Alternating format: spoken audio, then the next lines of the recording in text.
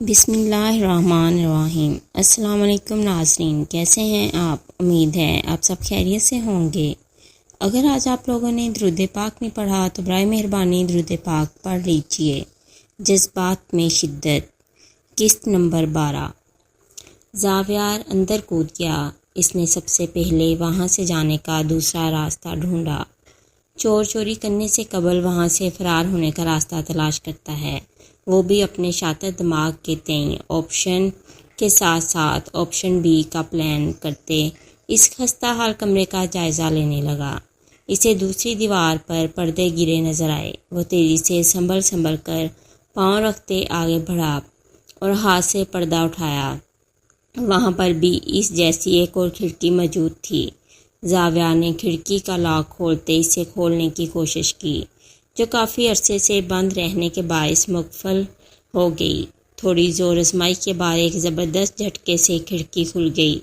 کمرے میں اندھیرے کے باعث کھڑکی سے چھن کر آتی روشنی سے اس کی آنکھیں بند ہوئیں۔ اس نے ہاتھ آگے کرتے باہر جھانکا۔ یہ کھڑکی ساتھ والے گھر کے صحن میں کھلتی تھی۔ دائیں بائیں دیکھتے بے اختیاری میں اس نے ہاتھ ناک پر پھیر لیا۔ اچانک سے اسے چھینکیں آئیں، 1 2 3 4۔ اسے چھینک پہ چھینک لگ گئی۔ ایک سانس میں 3 بار چھینکتا زاویار کو چھینکوں کا دورہ پڑ گیا۔ اس کا تو دماغ ہی گھوم گیا۔ آنکھوں میں نمی اتر آئی۔ اسے شدید ڈسٹ الرجی تھی۔ اس نے کوفت سے اپنے مٹی سے اٹے ہوئے ہاتھوں کو دیکھا، پھر زور سے چھینک آئی۔ اس نے شور ہونے کے ڈر سے ناک دبا لی۔ اب اس کے منہ سے عجیب و غریب آوازیں آنے لگیں۔ چہرہ ضبط سے سرخ پڑ گیا۔ وہ مزید ضبط نہ کر سکا۔ اپنی حالت کے پیش نظر مجبوراً اس نے ہاتھ ہٹاتے ایک اونچی چھینک لی، پر باہر شور ہی اتنا ہو رہا تھا کہ اس کی چھینکوں کی آواز دب گئی۔ زاویہ نے دونوں ہاتھوں کو جھاڑتے مٹی صاف کی اور کھڑکی کو بغیر لاک کیے بند کیا۔ پردے برابر کرتے قریب دیوار پر لٹکے کالے کپڑے سے ہاتھ پونچھ لیے، یہ جانے بغیر کہ اس پر اس کے ہاتھوں کے نشان چھپ گئے۔ باہر سے آتی آوازوں کی جانب لپکا، دروازے کو آرام سے کھولا۔ کمرے کے عین سامنے تماشا سجا ہوا تھا۔ زاویار تھوڑا سا دروازہ کھولتے ایک آنکھ سے جھانکنے لگا۔ سامنے منور خان کو ریاض صاحب گریبان سے جکڑے غصے سے اس پر گرج رہے تھے۔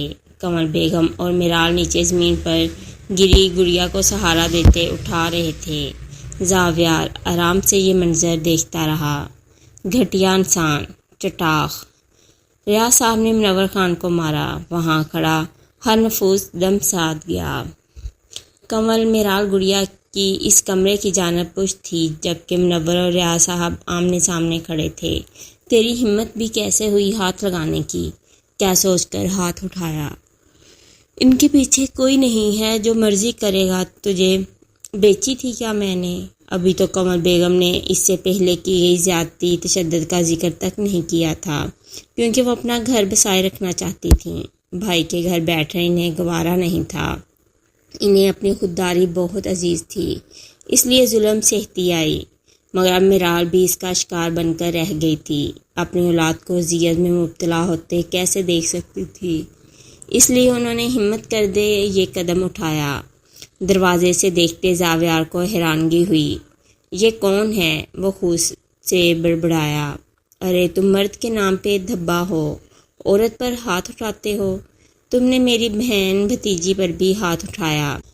ریاض صاحب پے در پہ اسے مارتے بولے۔ منور خان نشے کے باعث کوئی مزاحمت نہیں کر رہا تھا۔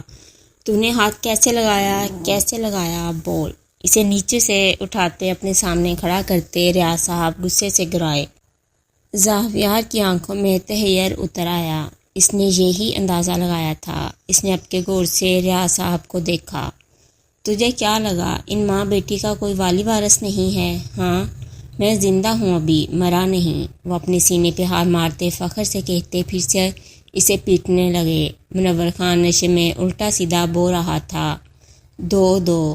دونوں ماں بیٹی، آوارہ اور بچے۔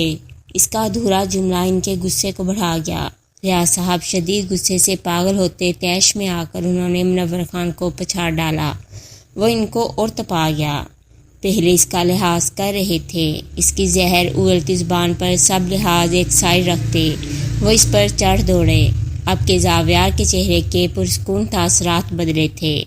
قمر بیگم بھلک بھلک کر رونے لگیں۔ وہ لڑکھڑاتی کہ میرال نے انہیں کندھوں سے تھام لیا۔ گڑیا منور خان کے دوست شیدے سے ملنے اس کے ڈیرے گئی تھی۔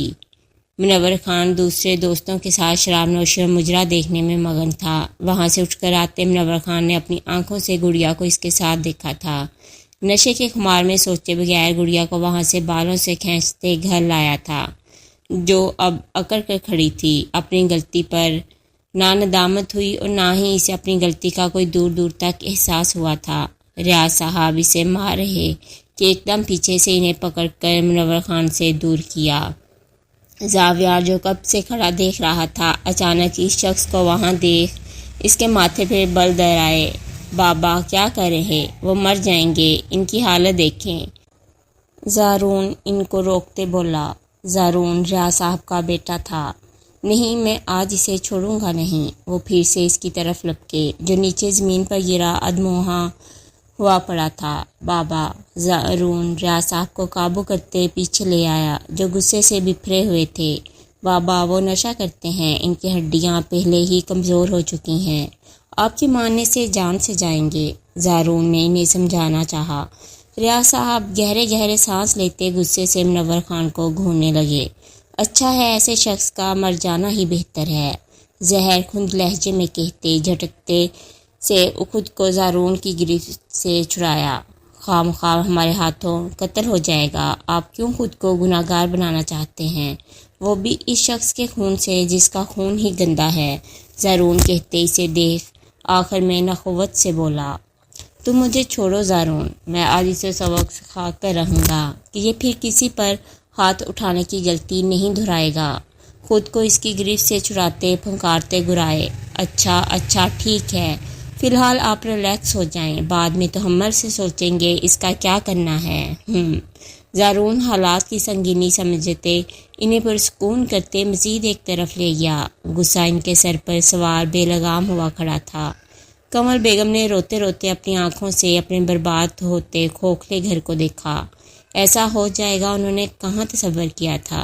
سب بڑوں کی باتوں میں میرال چپ سادے کھڑی تماشا دیکھتی رہی۔ گڑیا چہرے پر تلخ مسکراہٹ سجائے تھی۔ قمر بیگم کی نگاہ اس بے حس اور احسان فراموش پر گئی۔ اس کو افسوس بھری نظروں سے دیکھا۔ بجائے شرمندہ ہونے کے منہ بناتی اور زیادہ اکڑتی پاؤں پٹکتی اندر چلی گئی۔ قمر بیگم تعصب سے سر ہلا کر رہ گئی۔ جب میرال کے ماموں گھر میں داخل ہوئے تھے، منور خان گڑیا کو اپنی تشدد کا نشانہ بنا رہا تھا۔ اس درندے کو ایسا ظلم کرتے دیکھ وہ آپے سے باہر ہوتے سرعت سے آگے بڑھے، اسے جا لیا تھا۔ زاویار کی تیز نگاہیں زارون پر مرکوز تھیں۔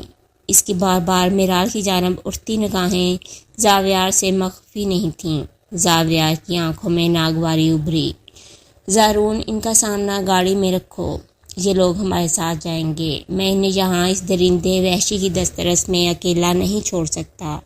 اسے ٹھہر ٹھہر کر سخت لہجے میں بولے۔ جی بابا۔ سر اسبات میں ہلاتے زارون قمر بیگم کی جانب مڑا جب منور خان کی آواز پشت سے ابھری، نہیں، یہ یہاں سے کہیں نہیں جائے گی، میں نہیں جانے دوں گا۔ منور خان در سے کراتے بمشکل اٹھنے کی کوشش کرتے بڑبڑایا۔ ریاض صاحب کو اس نے پھر سے اکسایا۔ ڈھیٹ پن کی حد تھی۔ کیوں نہیں، میں بھی دیکھتا ہوں کون روکتا ہے مجھے۔ ریاض صاحب روب سے کہتے آگے آئے۔ زارون انہیں روکتے بازو سے پکڑتا دوبارہ پیچھے کرنے لگا۔ بابا پلیز اسے چھوڑے، آپ باہر گاڑی میں بیٹھے، میں انہیں لے کر آتا ہوں۔ ٹھیک ہے، چلے آئیں۔ زارون انہیں کھینچ کر لے جاتا کہ منور خان زخمی ہونے کے باوجود غصے سے دھاڑا، میری بیوی کو میری اجازت کے بغیر لے کر نہیں جا سکتے تم، شوہر ہوں میں اس کا۔ ارے تم سے اجازت لے کون رہا ہے، آؤ کمل چلو۔ انہوں نے مڑتے کہتے قمر بیگم کو ہاتھ سے اشارہ کرتے چلنے کا کہا۔ وہ چون گئی، جائے یا نہ جائے اسی کشمکش میں کھڑی تھی۔ یہ قدم ان کی زندگی کو ایک منٹ میں بدلتا تہس نہس کر سکتا تھا، یا تو آر یا تو پار۔ بھرپور سوچ میں گرک تھی، چہرے کی ہوائیاں اڑتی لٹھے کی طرح سفید پڑ رہی تھیں۔ پریشانی عیاں تھی کہ میرال ان کو دیکھتے قریب آتے ان کے کندھے پر ہاتھ رکھا۔ وہ ہوش میں آتی اسے دیکھنے لگیں۔ کمل بیگم کی آنکھوں میں بہت کچھ رقم تھا۔ میرال کمل بیگم کی سہمی خوفزدہ آنکھوں میں جھانکتے، ان کے اندر کی شدید تکلیف، کچھ کھونے کا ڈر، کچھ ٹوٹنے کا دکھ، کسی سنگین غلطی ہو جانے کی اذیت سے تیرتا نمکین پانی بھرنے لگیں۔ وہ اس پل 2 کشتیوں کی سوار اپنا سب کچھ لٹائے خالی ہاتھ کھڑی تھیں۔ ایک کو تھامے دوسرا چھوٹ جانا تھا، دوسرے کو تھامتی تو پہلا۔ کیسی عورت تھی وہ، زندگی حد ہی کر گزری، ان کی طاقت سے زیادہ آزمانے لگی تھی۔ میرال نے آنکھ جھپکتے انہیں اپنے ساتھ ہونے کا یقین دلایا۔ کمل بیگم نے ہلکے سے سر کو خم دیا۔ نہیں لے جا سکتے۔ وہ بامشکل اٹھتے ان کو پکڑ کر کھڑا ہوا۔ نشے سے وہ ڈگمگا گیا۔ ریاض سہنے سے نہ قوت ناگواری کے ملے جلے تاثر سے گھورتے پیچھے دھکیل دیا۔ وہ سنبھل نہ سکا اور زمین بوس ہوا۔ جتنی جلدی ہو سکے اپنا دماغ ٹھکانے لگا لو، ورنہ میں نے تمہیں صحیح ٹھکانے لگا دینا ہے، منور خان سرد لہجے میں کہتے جانے کو مڑے، پھر روکتے گویا ہوئے۔ نشہ اتر جائے تو آ جانا۔ اسے بغیر دیکھے کہتے کمل بیگم کے پاس آتے ان کے سر پر ہاتھ رکھا۔ فکر مت کرو، تمہارا بھائی آ گیا ہے، تم لوگ میرے ساتھ گھر چلو، اس کی عقل میں ٹھکانے لگا کر رہوں گا، آخر میں وہی فیصلہ ہوگا جو میری بہن چاہے گی۔ آہستہ سے کہتے کمل بیگم کا سر سینے سے لگاتے زارون کو اشارہ کیا، جسے سمجھتے وہ فوراً سے آگے بڑھا۔ میرال تم جا کر سامان نکالو، میں انہیں گاڑی میں بٹھا کر آتا ہوں۔ جی بھائی، اس کی آواز پر سر ہلاتے اندر کمرے کی جانب بڑھی، چونکہ سامان پیک کیا اندر کمرے میں رکھا تھا، جبکہ زارون ریاض صاحب اور کمل بیگم کو لیے باہر نکل گیا۔ یہ سن کر زاویار کو غصہ آ گیا، نہ جانے کیوں وہ ضبط سے گہرے سانس فضا میں خارج کرتا پیچھے ہوتے اطراف میں دیکھتا خود کو کنٹرول کرنے لگا۔ اندر گرمی ہونے سے اس کو پسینہ آ گیا، اس کے سرخ پڑتے چہرے پر پسینے کے قطرے نمودار ہونے لگے۔ یہاں پرواہ کسے تھی؟ منور خان زمین پر بیٹھے درد سے کہرانے اور رونے کا شغل فرما رہا تھا۔ زاویار پھر سے آگے آتے باہر جھانکا کہ میرال کو کمرے کی طرف آتے دیکھ زاویار یکدم گڑبڑاتے پیچھے ہٹا۔ آس پاس چھپنے کی جگہ تلاش کرنے کی غرض سے اس نے اپنی نظریں چاروں اور گھمائیں، اسے کوئی مناسب جگہ نہ ملی۔ وہ دھیان سے تیز دبے قدم اٹھاتا، ارد گرد کی چیزوں سے بچتا، الٹے پاؤں چل رہا تھا کہ اندر آتی میرال نے یکدم دروازہ کھول دیا اور اندر آ گئی۔ اسے کمرے میں کچھ عجیب سا محسوس ہوا۔ روشنی سے اندھیرے میں آتے اسے کچھ نظر نہیں آیا۔ کمرے میں اندھیرا ہونے کی صورت میں اس نے فوری ہاتھ بڑھا کر لائٹ کا بٹن دبایا۔ کمرہ روشن ہوا، وہاں کوئی بھی نہیں تھا۔ میرال سر پر دوپٹہ لیے صبح والی کالی فراک میں تھی۔ ایک نظر پورے کمرے کو دیکھ آگے آتے الماری کھولتے ضروری سامان نکالتے باہر رکھنے لگی۔ وہ الماری میں سر دیے تھی جب دروازے کے بالکل مخالف سمت کی دیوار کی کھڑکی جو ساتھ والے گھر کے صحن میں کھلتی، اس کا پردہ دھیرے سے ہٹاتے زاویار نے ڈرتے بے ہنگم دھڑکتے دل کے ساتھ اسے دیکھا۔ وہ پردے کے پیچھے چھپا کھڑا تھا۔ اس کی تھوڑی سی لاپرواہی طوفان برپا کر دیتی۔ ابھی وہ اسے ٹھیک سے دیکھتا کہ وہ ایک دم پیچھے ہوتے دائیں طرف مڑی۔ زاویار فوری طور پہ پردے کی اور میں ہوتا سانس روک گیا۔ اسے اس پر لگا وہ پکڑا گیا، پر میرال جو اسی جانب دیکھ رہی تھی دوبارہ سے اپنے کام میں لگ گئی۔ زاویار کو پردے میں سے ہلکا ہلکا نظر آ رہا تھا کہ وہ کیا کر رہی ہے۔ میرال الماری بند کرتے سامان گھسیٹتے دروازے تک لے جا کر رکھ دیا اور باہر نکل گئی۔ زاویار پسینے سے شرابور ہو گیا، لیکن اس نے تھوڑی سی بھی حرکت نہ کی۔ دروازہ کھلا تھا، کوئی بھی کسی وقت اندر داخل ہو سکتا تھا۔ زاویار آرام سے کھڑا رہا۔ تھوڑی دیر بعد میرال اندر آتے نظر آئی۔ جب زارون کی آواز پر وہ رکتی پیچھے مڑی۔ میرال سامان کہاں ہے اور کون سا جانا ہے؟ زارون نے اسے دیکھتے کہا، میں نے سارا سامان نکال کر اس کمرے میں رکھ دیا ہے، آپ لے جائیں۔ میرال اطمینان سے کہتی کمرے کی طرف اشارہ کرتے سائڈ پر چلی گئی۔ زارون کمرے میں آتا دروازے کے قریب پڑا سامان اٹھانے لگا۔ جانے کیوں اسے دیکھ کر زاویار کا فشار خون بڑھ گیا۔ اس کے چہرے کے تاثرات یکایک کھردرے ہوئے، لیکن اس وقت وہ کچھ نہیں کر سکتا تھا سوائے ضبط کے۔ جیسے ہی وہ سامان پیک کیا لے گیا، میرال کمرے میں آتی آہستہ سے دروازہ ڈھکتے مڑی۔ کمرے میں سناٹا در آیا۔ اس پل کمرے میں صرف وہ دونوں تھے۔ اس کے ایسا کرنے پر زاویہ حیران ہوا۔ میرال اپنی دھن میں چلتی بے خبری میں آئینے کے سامنے آتی، خود سے لپٹے دوپٹے کو اتارتے ایک جانب رکھ دیا۔ زاویہ نے ہلکے سے سائڈ پر جھکتے اس کے سراپے پہ ایک بھرپور گہری نظر ڈالی جو وہ پلٹانا ہی بھول گیا۔ میرال نے سر پر بنے بالوں کے جوڑے کو ہاتھ بڑھا کر کیچر سے آزاد کیا۔ بالوں کا آبشار ہی تو تھا وہ جو اس کی کمر پر گرتے پھیلتے چلے گئے۔ اس کے بال کمر سے نیچے تک تھے، کالے سیاہ گھنے بال۔ زاویہ مسمرائز رہ گیا، اس میں کہیں کھوس آ گیا۔ اس نے بھلا کہاں دیکھا تھا ایسا روپ کسی کا، ایسی نزاکت؟ بے اختیار اس نے ایک سرد سانس لیتے سر سے پیر تک اس اپسرا پر ایک طائرانہ نگاہ ڈالی۔ زاویہ کے دل نے زور سے انگڑائی لی، دھڑکنوں نے شور مچایا۔ اس سب کے باوجود وہ اپنی بدلتی حالت کو سمجھنے سے قاصر رہا۔ آج سے پہلے اس نے کسی لڑکی کو دیکھ ایسے محسوس نہیں کیا تھا جیسا اب کر رہا تھا۔ شاید کسی میں اس قدر کشش نہیں تھی جو مقابل کو زیر کرنے کی غیر معمولی صلاحیت، ناز و ادا، قیامت خیز حسن رکھتی، یا اس نے کسی لڑکی میں شرم و حیا کبھی نہ دیکھی تھی جس نے اس کے حسن کو مزید چار چاند لگائے تھے۔ میرال نے الماری سے کپڑے نکالتی پلٹتی واپس آئینے کے سامنے آئی۔ 2 رنگ کے سوٹ لیے خود سے لگا کر دیکھنے لگی۔ وہ پردے میں سے اس کے جھلکتے نرم و نازک بدن کو دیکھ رہا تھا جو واضح طور پر ظاہر نہیں ہو رہا تھا۔ ایک سفید جبکہ دوسرا نیلے رنگ کا تھا۔ ان میں سے ایک کو وہیں رکھتے دوسرا الماری میں لٹکاتے نیلے سوٹ کو ہینگر سے نکالتے پہننے کے لیے ایک طرف رکھا۔ یہ کیا کر رہی ہے؟ کہیں یہ یہاں نو زاویہ پھنس چکا تھا۔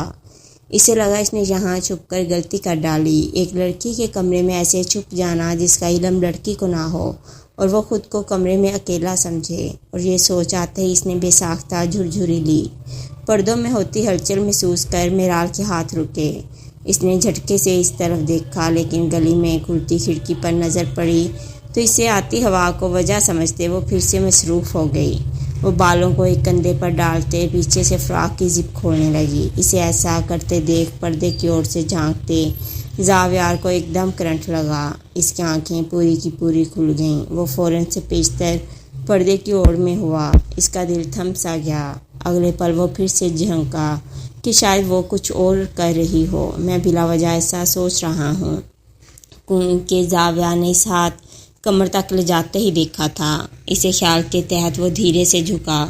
وہ نیچے جھکتے کچھ کر رہی تھی کہ زاویہ کی نظر اس کی کمر پر پڑی۔ فراق کی زپ پوری کھلی ہوئی تھی۔ زاویہ کا دل زور سے دھڑکا، عجیب سی کیفیت سے دوچار ہوا۔